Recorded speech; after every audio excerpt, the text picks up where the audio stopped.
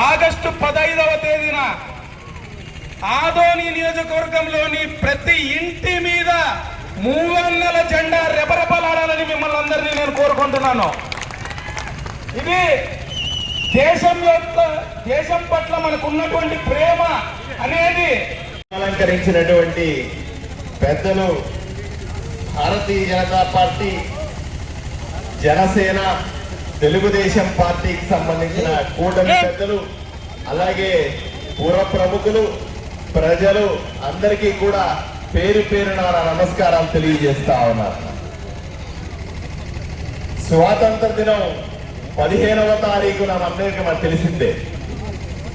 స్వాతంత్ర దినోత్సవానికి వారం రోజుల ముందు నుంచే భారతదేశం అంతా కూడా స్వాతంత్ర దినాన్ని పురస్కరించుకొని ఒక పండుగలాగా చేసుకుందామని మన ప్రధాని నరేంద్ర మోదీ గారి పిలుపు మేరకు ఎన్నో కార్యక్రమాలు దేశమంతా జరుగుతా ఉన్నాయి.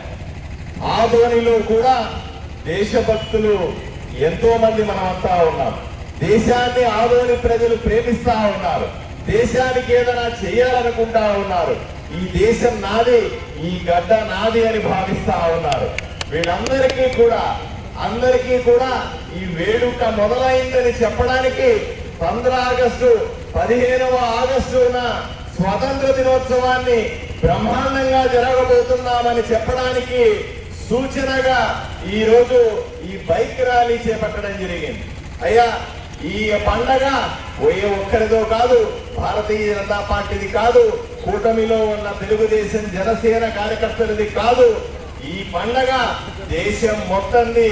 ఈ పండగ అన్ని పార్టీలది, అన్ని వర్గాలది, అన్ని కులాలది, అన్ని మతాలది అన్న విషయాన్ని మీరు గుర్తు చేసుకోవాల్సిన అవసరం ఉంది. దేశంలో ఇటువంటి ఒకే ఒక్క పండగ ఉంది, అందరూ కలిసి చేసుకోవాల్సిన పండగ. ఒక్కసారి ఆలోచన చేయండి.